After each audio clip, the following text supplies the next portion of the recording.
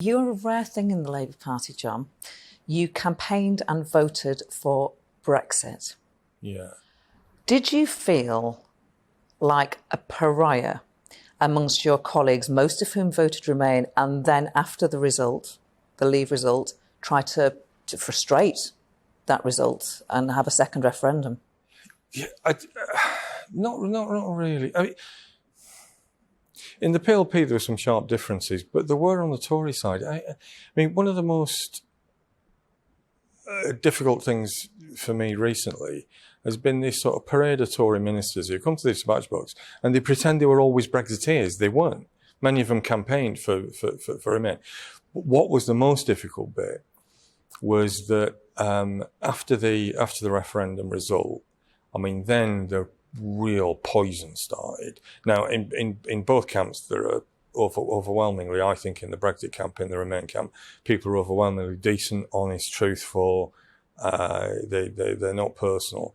But in both camps, you get an element who are deeply personal and vindictive. Now, I was then on the receiving end of some real nasty stuff, and it sort of showed me the worst. I think really the worst element in British politics. Constant threats, constant abuse.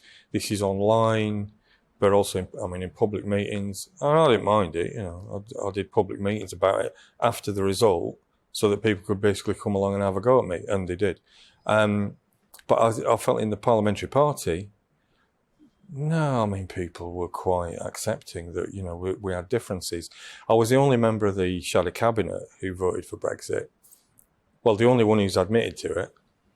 I mean, maybe there were one or two others, but they've never admitted it to me or anybody else. So I was the only one. And when the party shifted its position to a second referendum, I did think we were going down the wrong path, and we antagonised an awful lot of people in the North and the Midlands.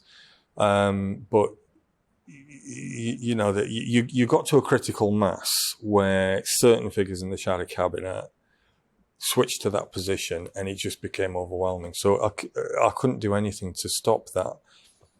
Maybe momentum's the wrong word, but I couldn't do anything to stop that momentum that was going in that direction. And I can remember there were like 2 meetings where I went along and I thought, this is it, we're going to go for a second referendum. And I think we made a mistake, and and I did. And the sort of area where I grew up, where you grew up, which tended to be Brexit areas, that's where we antagonised people. And I think now we're recovering from it, but it's taken a long time. We